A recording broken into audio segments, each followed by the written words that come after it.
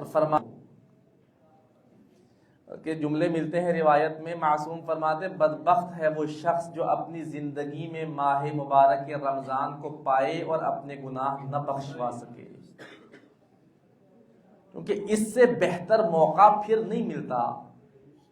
مولا فرماتے ہیں، معصوم فرماتے ہیں کہ اگر پورے ماہ مبارک رمضان میں اپنے گناہ نہ بخشوا سکا، پھر آئندہ رمضان تک زندگی ہوئی تو پھر یہ موقع ہے، اس کے علاوہ پھر ایسا موقع دوبارہ نہیں ملے گا۔ پورے سال میں ایسے لمحات پھر دوبارہ نصیب نہیں ہوں گے۔ ہاں، اگر خدا کسی کو توفیق دے میدان عرفات میں جائے، وہاں جا کر پھر موقع مل سکتا ہے، اس کے علاوہ ماہ مبارک رمضان کی برکتیں ماہ رمضان کے علاوہ انسان کہیں حاصل نہیں کر سکتا۔ یہ خدا کا ہم پہ احسان ہے، خدا نے ہماری زندگیوں میں اتنی مہلت دی کہ ہم یہ شب و روز میں ان برکتوں اور رحمتوں کو سمیٹ رہے ہیں۔ خدا نے ہماری زندگیوں میں اتنی مہلت دی ہے کہ اس ماہ مبارک رمضان میں ہو سکتا ہے ہمارا نام بھی، بلکہ یقین رکھیں اگر انسان خدا کے حضور حاضر ہوتا ہے، خدا کسی کو نا امید واپس نہیں پلٹاتا۔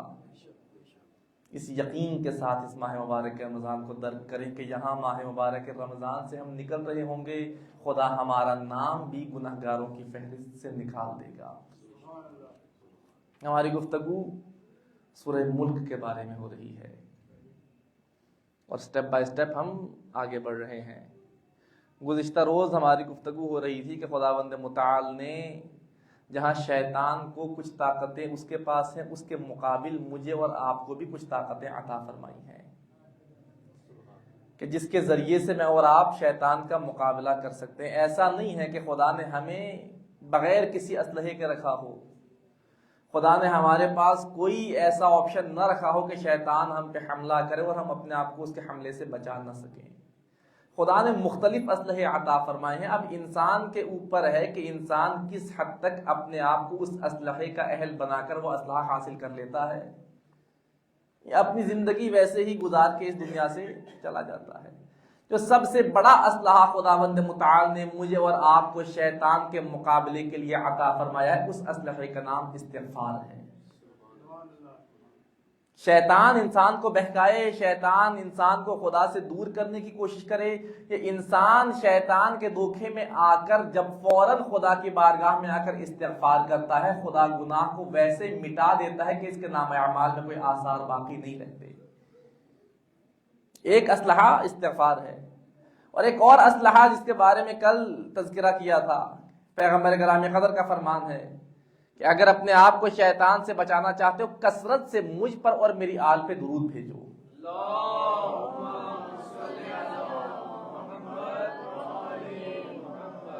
یہ ظاہراً دیکھنے میں بڑا مختصر سا عمل ہے، کتنے کچھ سیکنڈز کا عمل ہے۔ اگر 1 منٹ ہم درود بھیجتے ہیں تو نہ معلوم کتنے درود ہم 1 منٹ میں بھیجتے ہیں، لیکن یہ اتنا پاورفل اسلحہ ہے۔ پیغمبر گرامی قدر حضرت محمد مصطفیٰ صلی اللہ علیہ وآلہ وسلم ارشاد فرماتے ہیں کہ من صلی علی مرۃ واحدہ صلی اللہ علیہ الف مرات فی الف صف من الملائکہ، کہ جو شخص بھی مجھ پر 1 مرتبہ درود بھیجتا ہے، خدا اس 1 مرتبہ درود بھیجنے کے بدلے میں اس شخص پر 1000 مرتبہ 1000 ملائکہ کی صفوں میں درود بھیجتا ہے۔ آواز بلند صلوات۔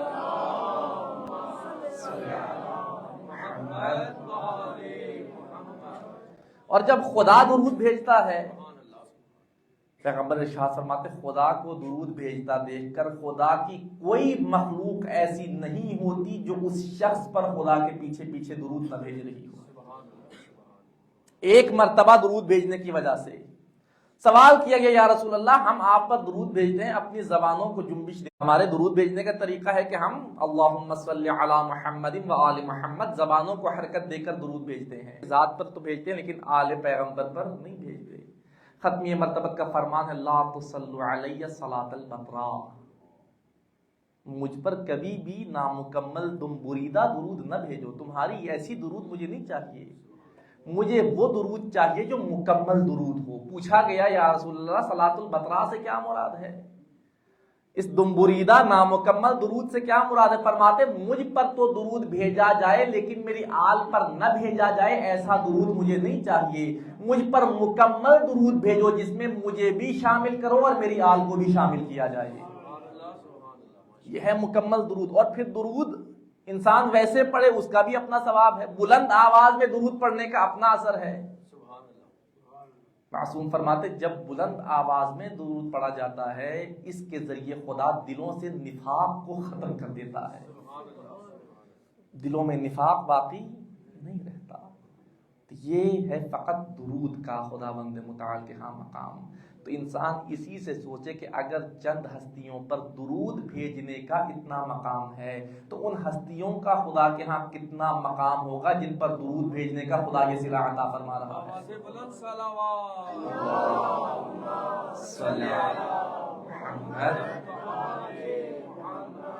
شیطان کے مقابلے کے لیے ہمیں مختلف اسلحے عطا فرمائے گئے ہیں اور مختلف اوقات میں ہم انہیں استعمال کرتے بھی ہیں، بسا اوقات اسے اسلحہ سمجھ کر استعمال کرتے ہیں، بسا اوقات بغیر سمجھے بھی استعمال کر رہے ہوتے ہیں، اور وہ استعمال کرنا ہمارے لیے بہت سی مشکلات کو دور کرنے کا سبب بنتا رہتا ہے۔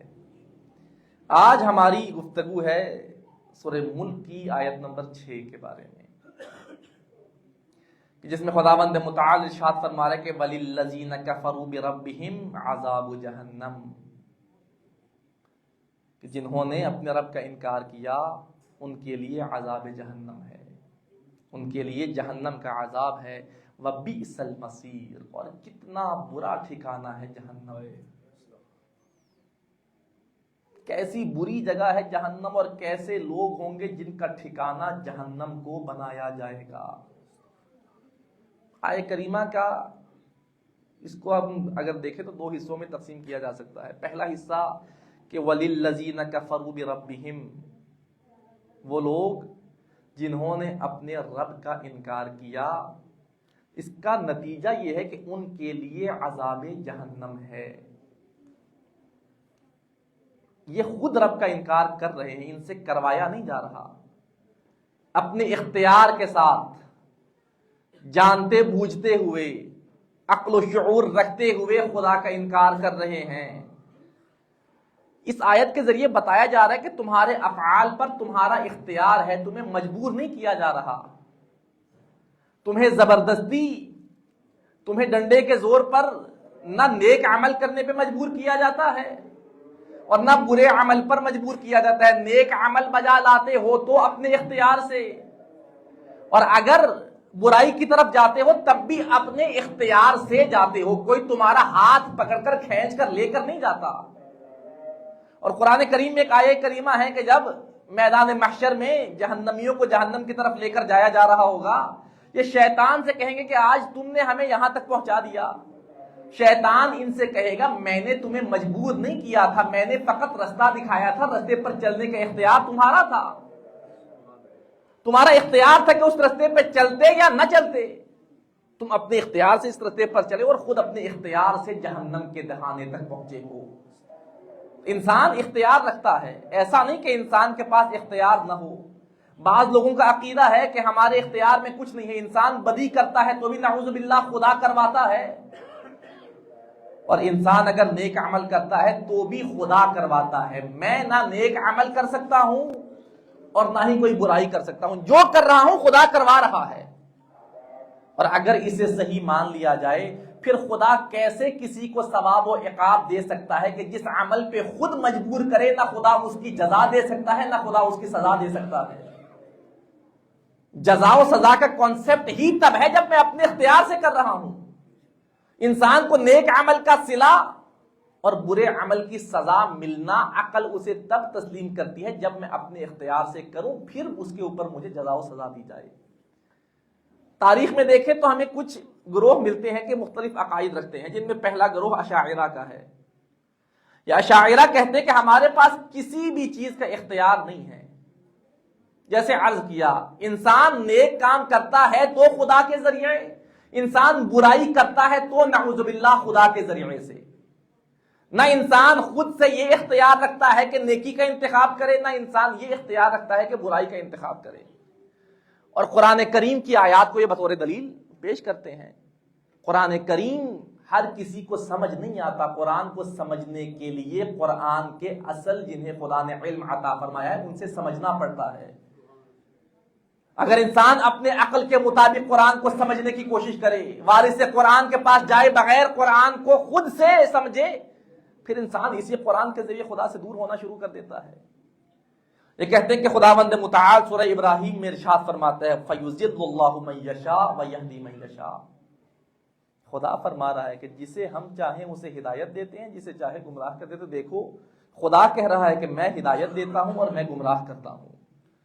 انسان کے اختیار میں نہ ہدایت ہے اور نہ انسان کے اختیار میں گمراہ ہونا ہے۔ خدا جسے چاہے گا ہدایت پا جائے گا اور خدا جسے چاہے گا وہ ہدایت نہیں پائے گا۔ یہ ایک ہمارا مکتبہ فکر ہے جسے اشاعرہ کہا جاتا ہے کہ جن کا یہ عقیدہ ہے، لیکن یہ عقیدہ ہم اسے تسلیم نہیں کرتے۔ ہمارا کوئی بھی عقیدہ عقل سے متصادم نہیں ہو سکتا۔ یہ اسلام عقل کا دین ہے، اسلام میں کوئی بھی چیز عقل کے خلاف نہیں ہو سکتی۔ عقل بھی خداوند متعال نے انسان کو دی ہے تاکہ عقل کو معیار بنائے اور دیکھے کہ ان چیزوں کو عقل تسلیم بھی کرتی ہے یا نہیں کرتی۔ یہ ایک مکتبہ فکر ہے، اور اس مکتبہ فکر کو اکثر وہ لوگ استعمال کرتے ہیں جو اپنی مرضی کرنا چاہتے ہیں دین میں، جو جی میں آئے کرتے ہیں، اور کرنے کے بعد جب سوال کیا جائے کہ میں کیا کروں، خدا نے مجھ سے کروایا اور میں نے کر دیا۔ معاویہ، اس سے جب سوال کیا جاتا کہ تم مال کو اپنی مرضی سے خرچ کرتے ہو، مال کو یہ نہیں دیکھتے کہاں پہنچانا ہے اور کہاں نہیں پہنچانا، یہ بھی اسی فرقے کا پیروکار تھا۔ یہ کہتا ہے کہ میں کیا کروں، المال مال اللہ، میرے پاس جو مال ہے یہ اللہ کا مال ہے، وَأَنَا خلیفۃ اللہ، میں اللہ کا خلیفہ ہوں، اللہ مجھ سے جسے چاہتا ہے دلواتا چلا جاتا ہے۔ یہ میرا فیصلہ نہیں کہ میں اسے دے رہا ہوں، یہ اللہ مجھ سے دلوا رہا ہے۔ اور نعوذ باللہ جتنے غلط کام کر رہا ہے یہ خدا کروا رہا ہے۔ خدا کبھی بھی کسی کو مجبور نہیں کرتا۔ یہ ایک عقیدے کے لوگ ہیں۔ اور ایک اور عقیدہ ہے جسے معتزلہ کے نام سے جانا جاتا ہے، تاریخ میں ایک گروہ یہ بھی ملتا ہے، یہ اس کے بالکل مختلف ہے، بالکل اپوزٹ اگر آپ اس کو کر لیں تو یہ عقیدہ بنتا ہے۔ یہ کہتے ہیں کہ خدا کے اختیار میں کچھ بھی نہیں ہے، خدا نے مجھے 100% اختیار دیا ہے، میں جیسے چاہوں زندگی بسر کروں، خدا کا میری زندگی پر کسی طرح سے بھی کوئی اثر انداز ہونے کا معنی نہیں ہے۔ پہلے کہتے تھے کہ ہمارے ہاتھ میں کچھ بھی نہیں ہے، معتزلین کہتے ہیں کہ خدا کے اختیار میں کچھ بھی نہیں ہے، سب کچھ ہمارے بس میں ہے، جیسے چاہیں جو مرضی کرتے چلے جائیں، ہمیں کوئی پوچھنے والا نہیں ہے۔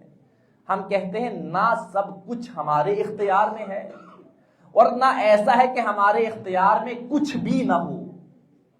ہماری زندگی کا ایک سرا خدا کے ہاتھ میں ہے اور اس کے بعد خداوند متعال نے مجھے اختیار دیا ہے۔ امام جعفر صادق علیہ الصلوۃ والسلام سے سوال کیا جاتا ہے کہ ابن رسول اللہ، خدا نے ہمیں آزاد بنایا ہے یا مجبور بنایا ہے؟ ہم مکمل اختیار رکھتے ہیں یا اختیار نہیں رکھتے؟ مولا فرماتے لا جبر ولا تفویض، نہ خدا کی طرف سے تم پر جبر ہے اور نہ ایسا ہے کہ مکمل آزاد کیے گئے ہو، بل الامر بین الامرین، ان دونوں کا درمیانی رستہ ہے جو مذہب تشیع کا عقیدہ ہے۔ نہ ہم مکمل آزاد ہیں اور نہ مکمل مجبور ہیں۔ ہاں اس حد تک خداوند متعال کا عمل کار فرما ہے کہ خدا ہمیں رستہ دکھاتا ہے، اس رستے پر چلنا یا نہ چلنا یہ میرا اختیار ہے۔ خدا یہ نہیں کہتا کہ یہ رستے ہیں، ان میں سے اس رستے پر تم نے چلنا ہی چلنا ہے، اگر اس پر نہ چلے نہیں۔ دونوں رستوں کا خداوند متعال نے ہمیں دکھا دیے ہیں، دونوں رستے۔ اب ان میں سے انتخاب کس رستے کا کرنا ہے، یہ میں نے اپنی زندگی میں اپنا انتخاب کرنا ہے، آپ نے اپنی زندگی میں اپنا انتخاب کرنا ہے۔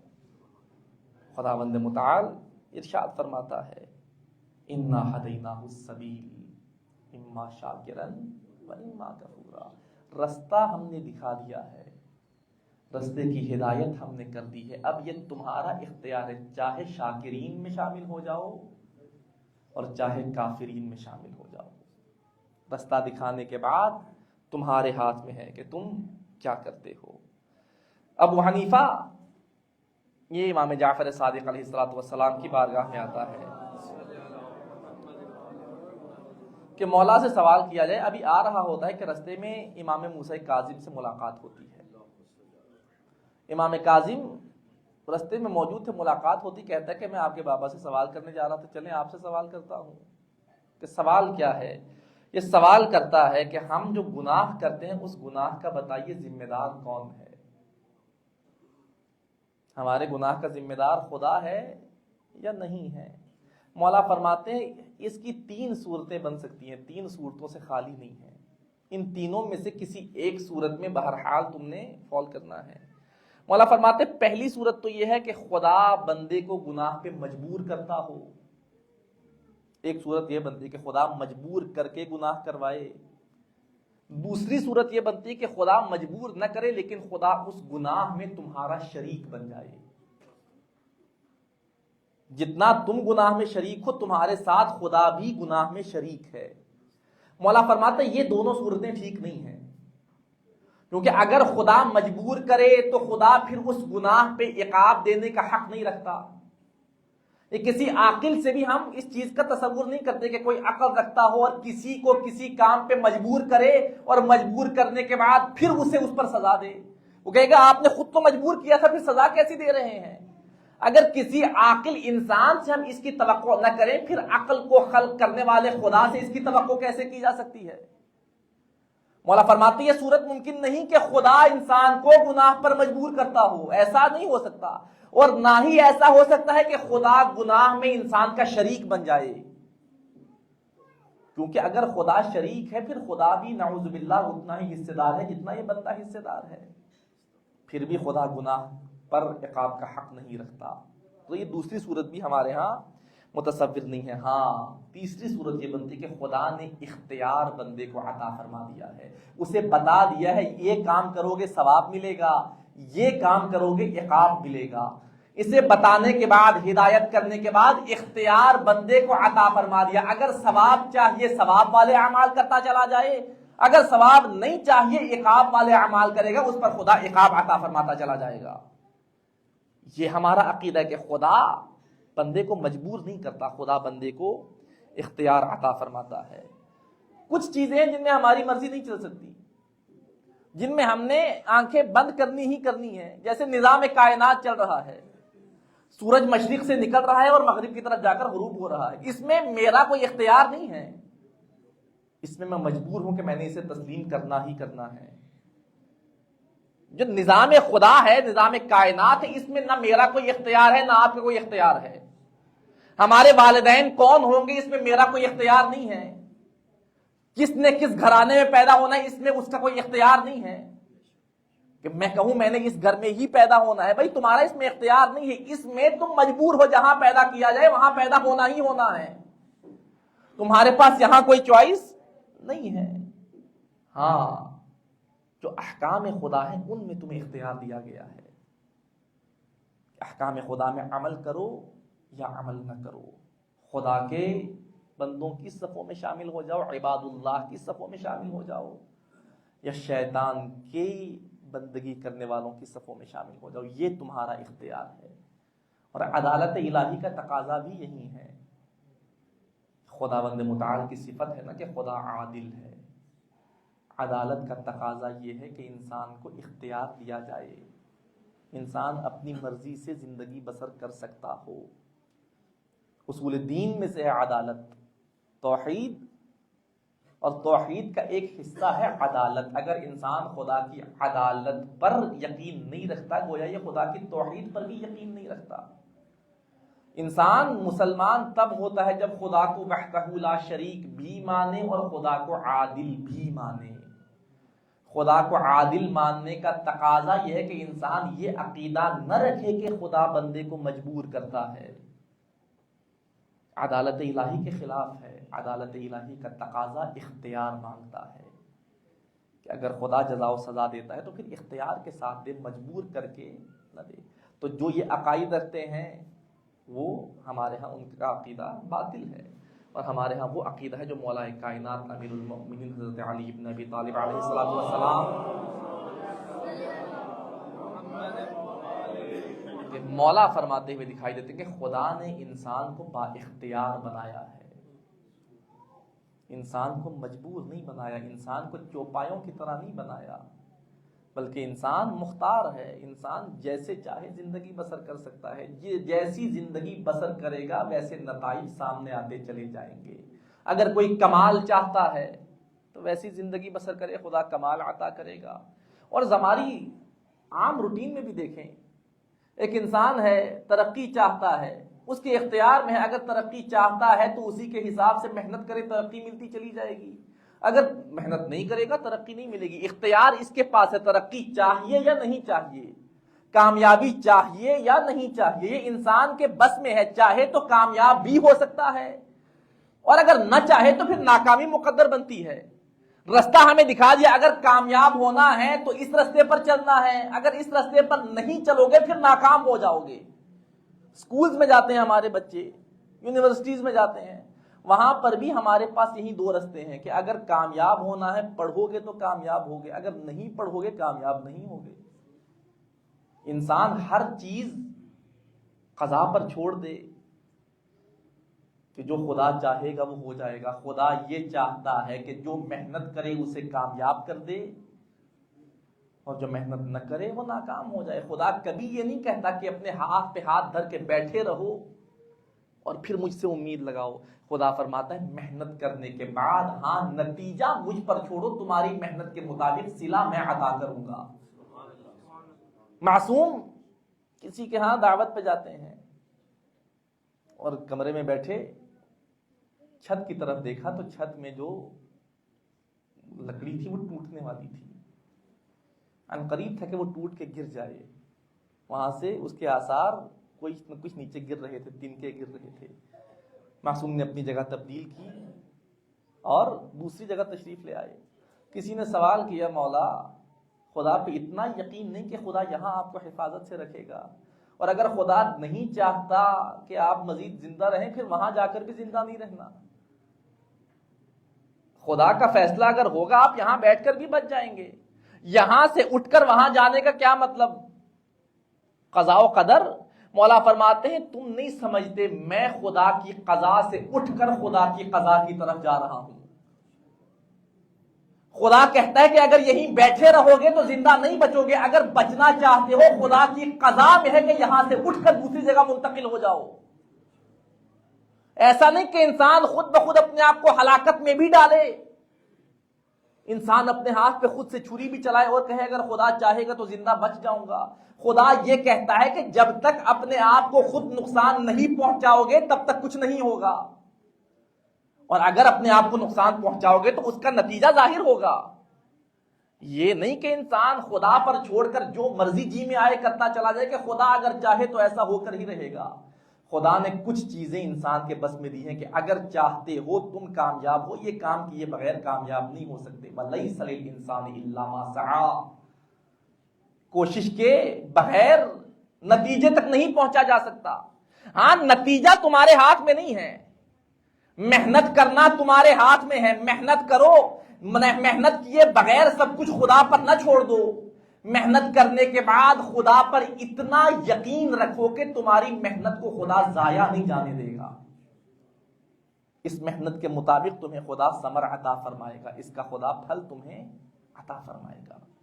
تو یہ خداوند متعال کچھ چیزیں انسان کے اختیار میں دیتا ہے کہ اگر اپنے اختیار کو استعمال کر کے کامیاب ہونا چاہو تو بھی تمہاری مرضی ہے، نہ ہونا چاہو پھر بھی تمہاری مرضی ہے، تم جانوروں کی طرح مجبور نہیں ہو۔ اللہم صل علی محمد۔ اور اسی لیے خداوند متعال نے احکام جتنے نازل فرمائے ہیں ان کی 5 کیٹیگریز بنتی ہیں جنہیں احکام خمسہ کہا جاتا ہے۔ کچھ چیزیں وہ ہیں کہ جنہیں خداوند متعال نے واجب قرار دے کر نازل فرمایا ہے، کچھ چیزیں ہیں جنہیں حرام دیا ہے۔ یہ 2 ایکسٹریمز ہیں، حلال اور حرام، واجب اور حرام۔ ہاں اس ایکسٹریم کے درمیان میں بھی لیولز ہیں، جن میں سے ایک کو مستحب کہا جاتا ہے جو واجب کے قریب ہے، ایک کو مکروہ کہا جاتا ہے جو حرام کے قریب ہے، اور ان کے درمیان میں ایک وہ پوائنٹ ہے کہ جو ان کے بالکل درمیان میں جسے مباح کہا جاتا ہے، کہ جو بالکل سینٹر ہے. اس سے اس طرف بڑھو گے تو مستحب، پھر مستحب سے ہوتے ہوئے واجب تک، اور دوسری طرف جاؤ گے تو مکروہ ہے، اور مکروہ کے بعد اگلا سٹیپ حرام کا ہے. یہ کس طرح سے کیٹیگرائز کیا گیا ہے انہیں؟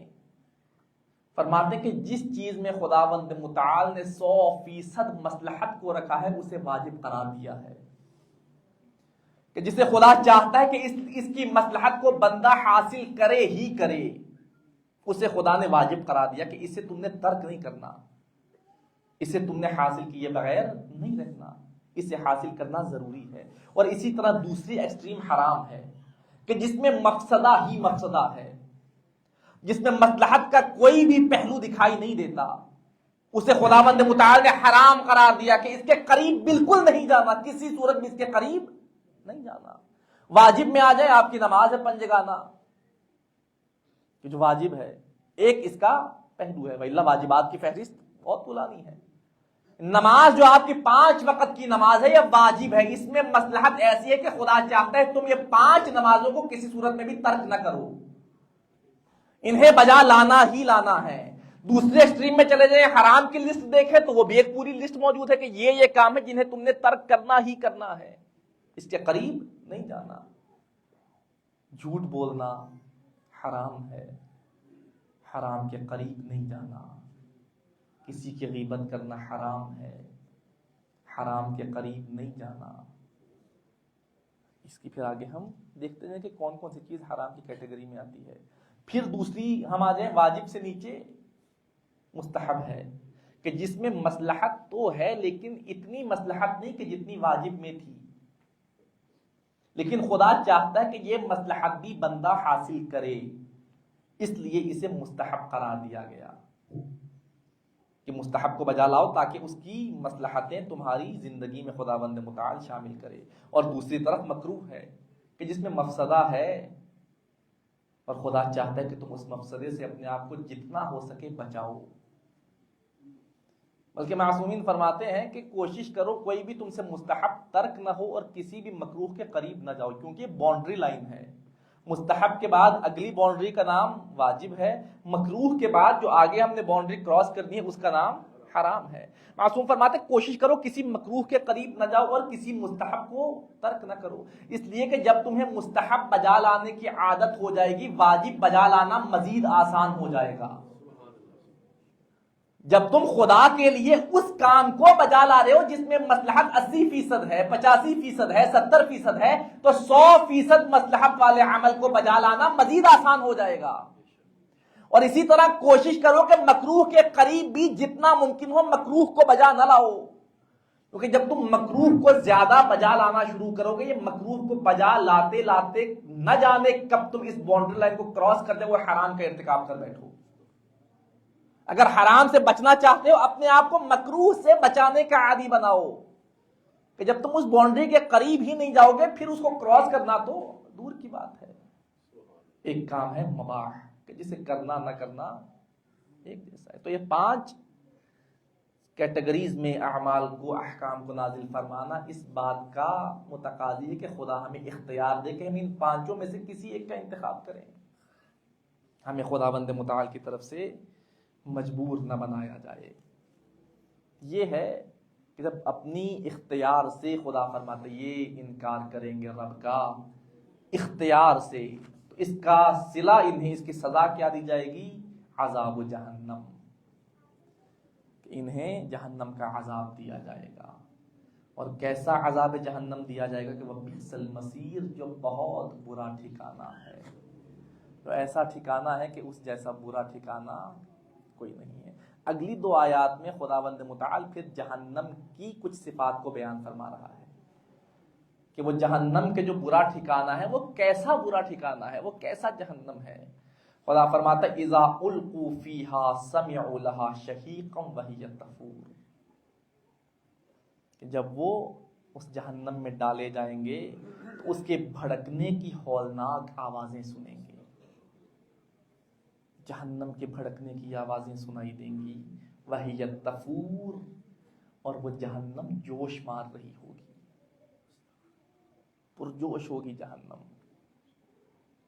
اب جہنم کون ہے جو اس جہنم میں جائے گا کہ جس کی خدا اتنی سخت صفات بیان فرما رہا ہے کہ اس جہنم میں اتنا جوش ہوگا، اس جہنم کی آوازیں اتنی دور سے سنی جائیں گی، یقیناً جہنم کی آوازیں سنی جائیں گی، اور اگلے عالم کے جتنے بھی فاصلے ہیں انہیں سالوں کے حساب سے بیان کیا گیا ہے، انہیں کلومیٹرز کے حساب سے نہیں بیان کیا گیا۔ روایت میں ملتا ہے کہ جہنم کی آواز 100 سال قبل سے جہنم کی آواز سنائی دے گی کہ ہاں جہنم بھڑک رہی ہے، جہنم کی آگ دہک رہی ہے، اتنی پرجوش ہوگی جہنم۔ خداوند متعال سورہ احزاب میں ارشاد فرماتا ہے ان اللہ لعن الکافرین واعد لهم سعیرا خالدین فیہا ابدا لا یجدون ولیا ولا نصیرا،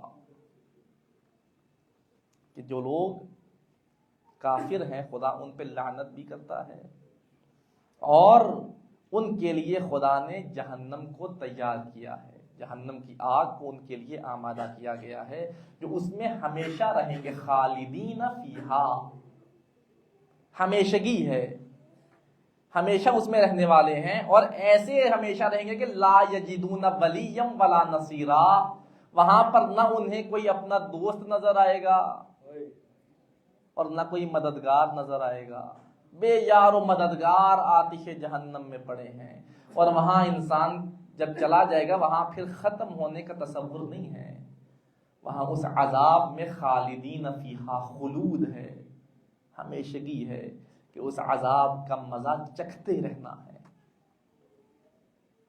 سورہ مدثر آیت نمبر 43 سے 47 تک پھر خدا ان کی کچھ وصائف کو بیان کر رہا ہے، ان کی صفات کو کہ جو آتش جہنم میں جائیں گے۔ قالو، جب سوال کیا جائے گا نا اہل جنت، جنت میں جاتے ہوئے جہنم والوں سے سوال کریں گے تمہیں کیوں جہنم میں بھیجا جا رہا ہے، کیا وجہ ہے کہ تم جہنم کی طرف لے کر جائے جا رہے ہو، وہ کچھ چیزیں بیان کریں گے۔ قالوا لم نکو من المصلین، پہلی وجہ تو یہ ہے کہ ہم دنیا میں نماز نہیں پڑھا کرتے تھے، اور ہماری نماز نہ پڑھنے نے آج ہمیں جہنم کا مستحق بنایا ہے۔ نماز کو عزیزان گرامی خدا را معمولی من سمجھیے، نماز وہ عبادت ہے کہ جس کے بارے میں فرماتے ہیں الصلاۃ عمود الدین، نماز کے بارے میں کہیں یہ فرماتے ہوئے دکھائی دیتے کہ ان قبلت قبل ما سواہا وَإِن رُدَّتْ رُدَّ مَا سِوَاهَا، اگر نماز قبول ہے تو باقی سب بھی قبول کر لیا جائے گا، لیکن اگر نماز رد کر دی گئی سب کچھ رد کر دیا جائے گا۔ نماز 5 وقت کی نماز تو کسی مؤمن کی ترک نہیں ہونی چاہیے۔ میں تو یہ عرض کرتا ہوں مؤمن ہو اور فقط پنجگانہ نماز کے بارے میں گفتگو یہ مؤمن کو زیب نہیں دیتا، وہ امام حسن عسکری کا فرمان ہے۔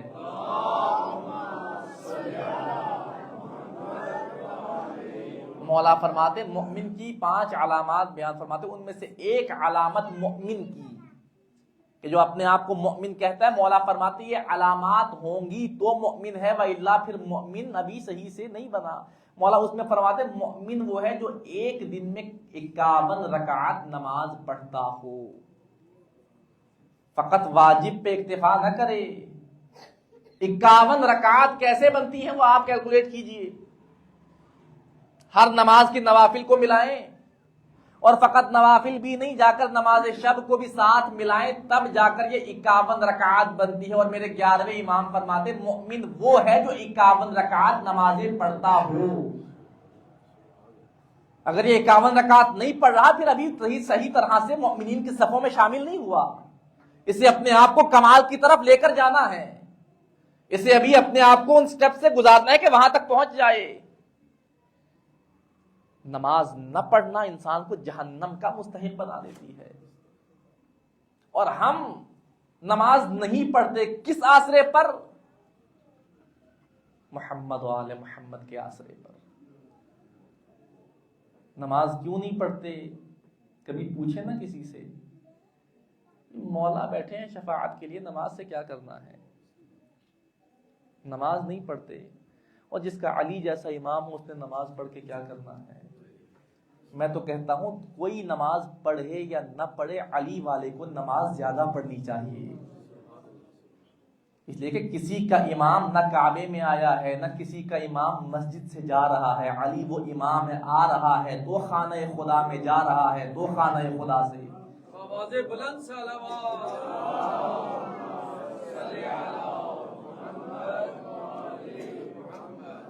اہل بیت کا نام لے کر کبھی بھی نماز کو ترک کرنا یہ محبت اہل بیت نہیں ہے۔ اور ہم کیا سمجھتے ہیں کہ ہماری یہ نمازیں ہمیں جنت تک لے جائیں گی؟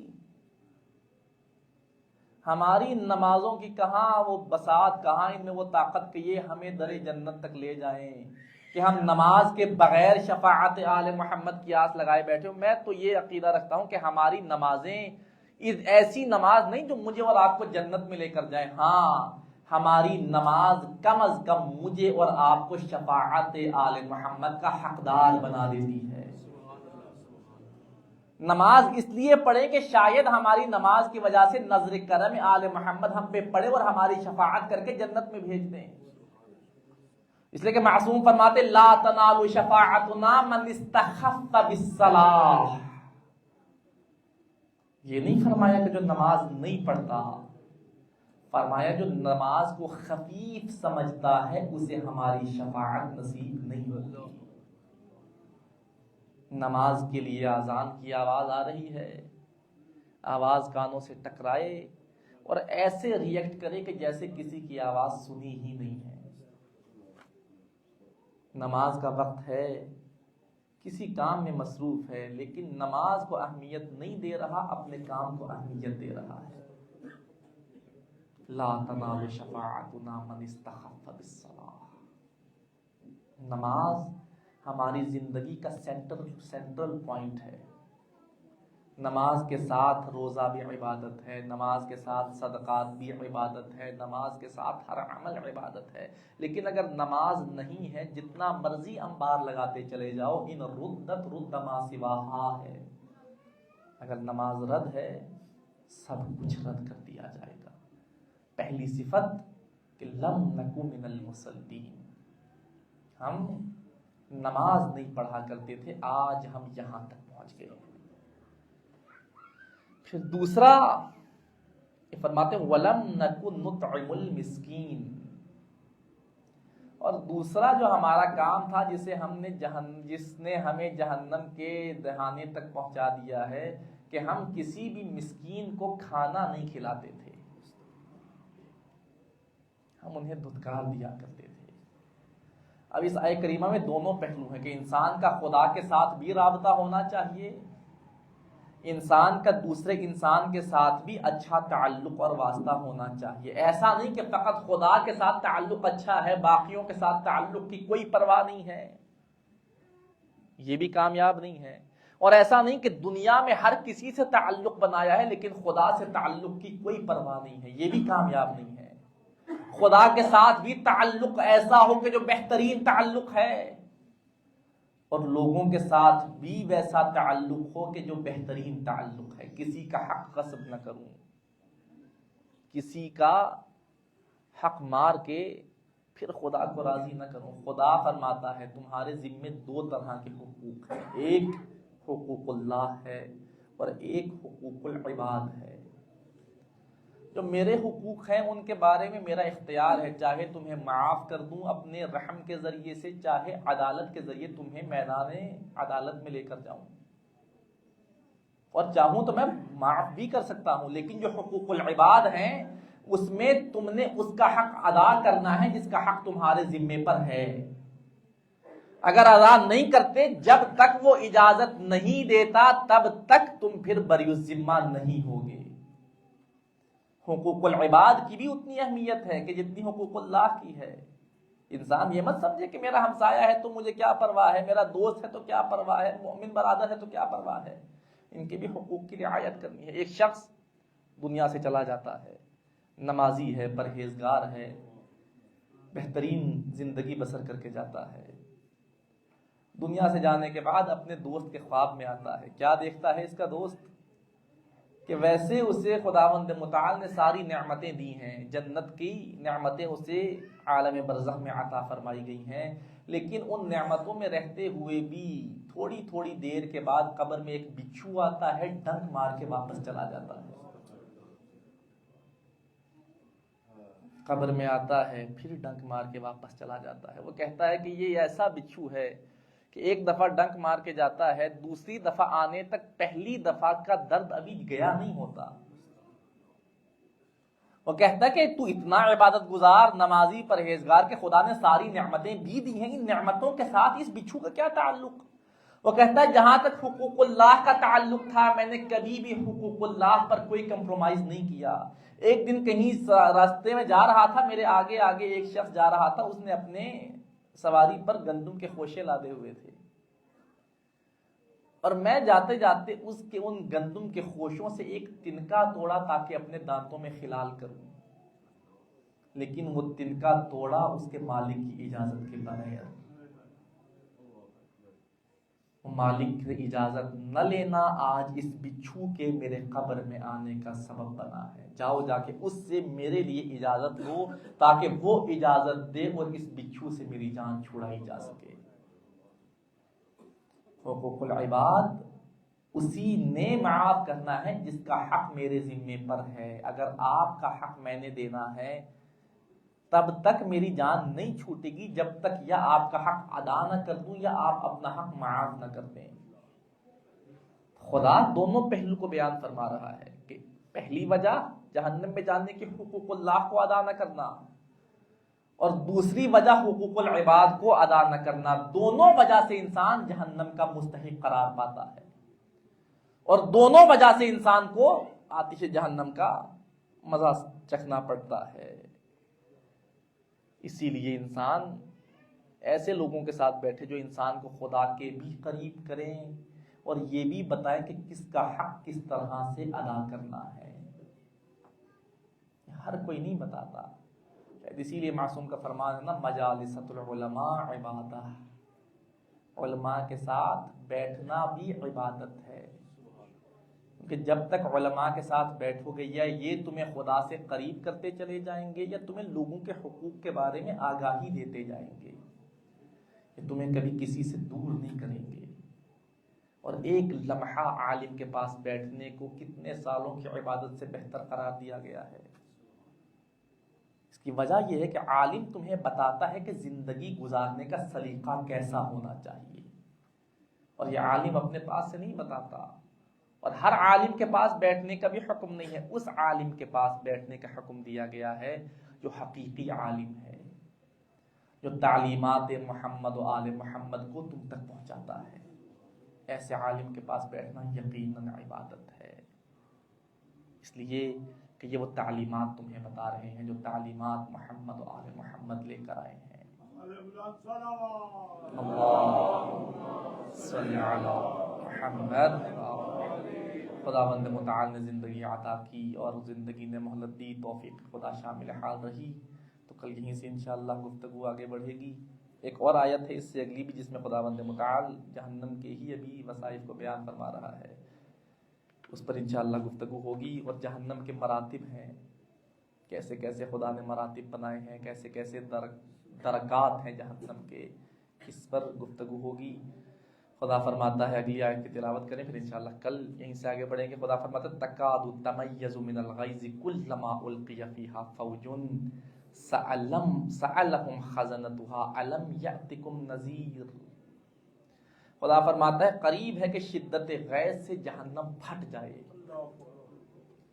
جب بھی اس میں کسی گروہ کو ڈالا جاتا ہے یہ اتنی غیظ میں آتی ہے کہ عنقریب پھٹ جائے گی ایسا لگتا ہے، اس لیے کہ غیظ و غضب الہی کا مظہر ہے یہ جہنم. یہ بتاتی ہے کہ خدا کتنا غیظ و غضب رکھتا ہے. جب بھی کوئی گروہ ڈالا جاتا ہے یہ ایسے شدت سے جوش میں آتی ہے کہ عنقریب پھٹ جائے ایسا لگتا ہے.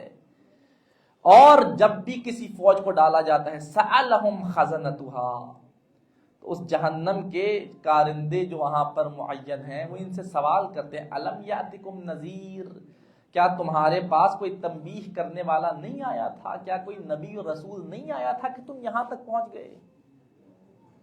نبی اور رسول کے آنے کے بعد بھی تمہارا یہاں تک پہنچنا یہ بتا رہا ہے کہ تم نے نہ کسی نبی کی بات مانی ہے نہ کسی رسول کی بات مانی ہے۔ انشاءاللہ اس پر گفتگو ہوگی۔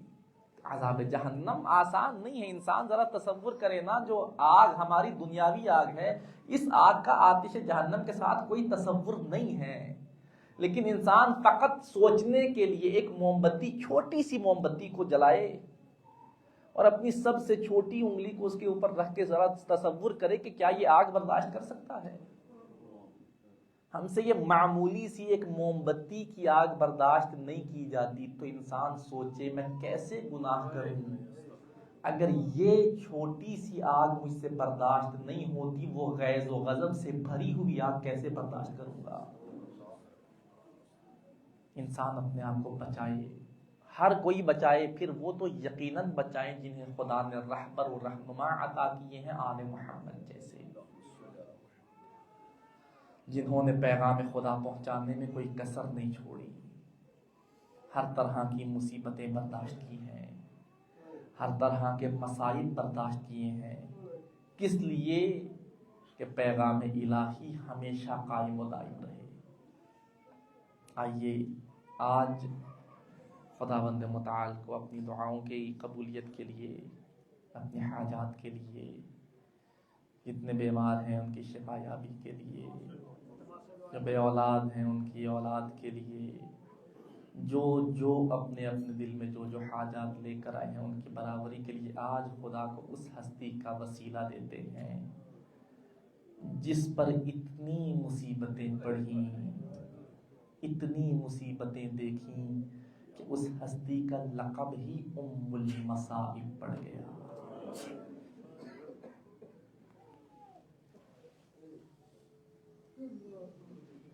ام المصائب، مصیبتوں کی ماں۔ کون کون سی مصیبت ہے جو ام المصائب نے نہیں دیکھی؟ کون ہے ام المصائب؟ وہ بی بی کے جسے زینب کبریٰ کہا جاتا ہے۔ کیسی کیسی مصیبتیں دیکھی ہماری اس بی بی نے۔ بڑا مقام ہے جناب زینب کبریٰ کا، لیکن اتنے مقام کے باوجود ایک وقت وہ آیا، میدان کربلا میں کھڑے ہو کر دائیں دیکھتی ہیں کوئی نظر نہیں آتا، بائیں دیکھتی ہیں کوئی نظر نہیں آتا۔ یہیں زینب کبریٰ جب مدینے سے چلی تھی نا اور سوار ہونا چاہتی تھی، امام حسین نے حضرت عباس کو حکم دیا تھا، عباس جتنے بھی رستے قبیلہ بنی ہاشم کی طرف آ رہے ہیں سب میں پردے لٹکا دو، اس لیے کہ ہماری بیویوں نے سوار ہونا ہے۔ سواریوں کو تیار کیا گیا، ایک ایک کر کے بیویاں سوار ہونے لگیں۔ جب بھی کوئی بیوی سوار ہونے آتی، اس کا بیٹا آگے بڑھتا اسے سوار کرتا۔ جناب لیلا تشریف لائیں سوار ہونے کے لیے، آقا حسین نے حکم دیا، بیٹا علی اکبر جاؤ جا کے اپنی ماں کو سوار کرواؤ۔ کچھ دیر کے بعد پردہ اٹھا، پوچھا عباس کون آ رہی ہے؟ فرمایا آقا اب فروا سوار ہونا چاہتی ہے۔ فرمایا جاؤ بیٹا قاسم اپنی ماں کو سوار کرواؤ۔ کچھ دیر کے بعد پھر پردہ اٹھا، کون سی بی بی ہے؟ کہا آقا رباب سوار ہونے آ رہی ہیں۔ بیٹا سجاد آگے بڑھو، رباب کو سوار کرواؤ۔ ایک ایک کر کے بیویاں سوار ہو رہی ہیں۔ ایک دفعہ جو پردہ اٹھا نا، اب کوئی ایک آگے نہیں بڑھ رہا۔ جب پوچھا نا عباس اب کون ہے؟ کہا آقا اب آقا زادی زینب آ رہی ہے۔ حسین فرماتے ہیں زینب کبریٰ آ رہی ہیں، عباس آؤ تم بھی آگے بڑھو، علی اکبر آؤ تم بھی آگے بڑھو، قاسم تم بھی آگے بڑھو، آن محمد تم بھی آگے بڑھو۔ حسین نے خود بھی اپنی نشست کو چھوڑا۔ یہ مقام زینب کبریٰ ہے۔ آج مدینے سے سوار ہو رہی ہیں، کہیں سے عباس سوار کروانے والا ہے، کہیں سے حسین ابن علی سوار کروانے والا ہے، کہیں سے علی اکبر السید سجاد سوار کروانے والے ہیں۔ ہائے زینب نے کیسے وہ منظر دیکھا ہوگا جب 11 محرم کو زینب سوار ہونا چاہتی ہے، نہ عباس دکھائی دیتا ہے، نہ علی اکبر دکھائی دیتا ہے، نہ قاسم و عون محمد دکھائی دیتے ہیں، نہ حسین جیسا بھائی دکھائی دیتا ہے۔ زینب اپنی سواری کے پاس آ کے رکی ہیں اور ایک نگاہ دائیں طرف دیکھا، ایک نگاہ بائیں طرف دیکھا، جب کوئی سوار کروانے والا نہ ملا، علماء بیان کرتے ہیں سجاد نے اپنی زنجیروں کو سنبھالا، اس سواری کے قریب آئے جو زینب کبریٰ کی سواری ہے، اور فرمانے لگے پھوپھی اماں کیا ہوا اگر آج عباس نہیں، کیا ہوا اگر آج علی اکبر نہیں، اماں کیا ہوا اگر آج بھائی حسین نہیں آپ کا؟ آئیے پھوپھی اماں آج سجاد آپ کو عباس بن کے دکھاتا ہے، آج سجاد آپ کو علی اکبر بن کے دکھاتا ہے، آج سجاد آپ کو حسین بن کے دکھاتا ہے۔ اور مدینے میں تو سوار کروانے والے سب موجود تھے۔ پھوپھی اماں اب کربلا سے کوفہ، اور کوفہ سے شام، اور شام سے واپس مدینے تک آپ کے ساتھ آپ کا یہی بیمار بھتیجا ہے۔ جب کہیں کوئی دکھائی نہیں دے گا، آپ کا سید سجاد آپ کے ساتھ قدم قدم پہ موجود ہوگا۔ ہاں عزاداروں، حسین ابن علی کا سر نو کے سینہ پہ بلند ہوا، علی اکبر کا سر نو کے سینہ پہ بلند ہوا۔ اب امتحان سید سجاد کا آغاز ہے، اس بیمار کا اس امتحان کا آغاز ہے جس کے ہاتھوں میں ہتھکڑیاں ہیں، جس کے پیروں میں بیڑیاں ہیں، جس کے گلے میں توق ہے۔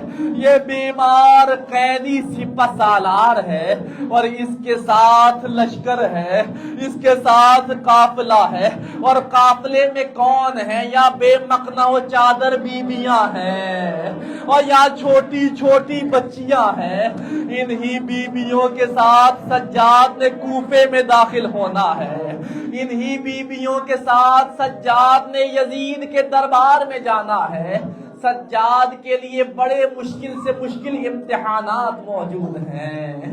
عزاداروں، ایک وقت وہ آیا کہ سید سجاد اس قافلے کو لے کر بڑھ رہے ہیں، اور ایک مقام پر اس قافلے نے آگے بڑھنا چھوڑ دیا ہے، یہ قافلہ آگے بڑھ نہیں رہا۔ جب پوچھا گیا کیوں نہیں بڑھ رہا، کہا گیا کہ وہ نیزہ جس پر حسین ابن علی کا سر بلند ہے، وہ نیزہ اپنی جگہ سے آگے نہیں جا رہا، وہ نیزہ زمین میں پیوست ہو گیا ہے۔ آیا ہے شمر تازیانہ لے کر سید سجاد کے پاس، اور سید سجاد سے کہا ہے سجاد اپنے بابا سے کہہ کے یہاں سے آگے بڑھیں، اگر یہاں سے آگے نہیں بڑھیں گے جب تک یہ سر یہاں موجود رہے گا تازیانے تمہاری پشت پہ برستے رہیں گے، اور تازیانوں سے تمہاری پشت کے رنگ کو تبدیل کیا جاتا رہے گا۔ تازیانے برسنے شروع ہوئے، سید سجاد نے اپنے بابا کے سر کی طرف دیکھا اور اپنے بابا سے عرض کی بابا اب سید سجاد مزید تازیانے نہیں کھا سکتا، اب سید سجاد کی کمر میں مزید طاقت نہیں کہ تازیانے برداشت کرے، بابا یہاں سے آگے بڑھیے۔ سرے حسین ابن علی سے آواز آئی بیٹا سجاد میں کیسے آگے بڑھ جاؤں؟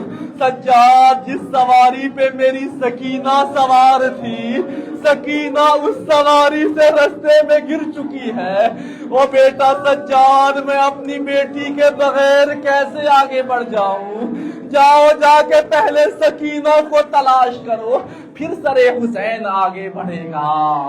عزادارو، زینب کبریٰ گئی ہے واپس تاکہ سکینہ کو تلاش کریں۔ اسی رستے پہ واپس آئی، کچھ دور آئی تو کیا دیکھا؟ ایک برقع پوش بی بی ہے۔ اس بی بی کے اس بی بی نے اپنی گود میں سکینہ کا سر رکھا ہوا ہے اور سکینہ کے سر پہ پیار کر رہی ہے۔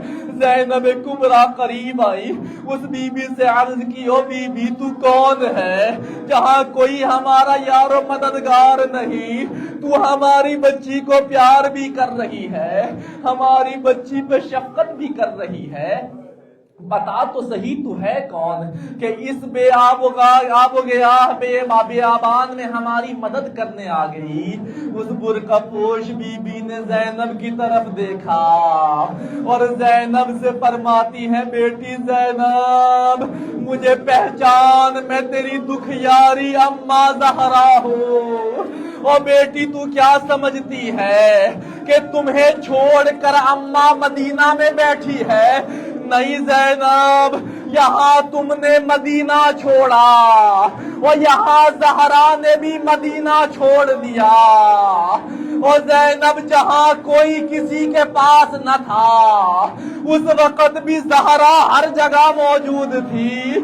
اور زینب وہ وقت کے جب سر حسین ابن علی پہ خنجر چلایا جا رہا تھا، کوئی حسین کے قریب نہ تھا، اور اس زہرا نے اپنی آنکھوں سے حسین کے گلے پہ خنجر چلتا دیا۔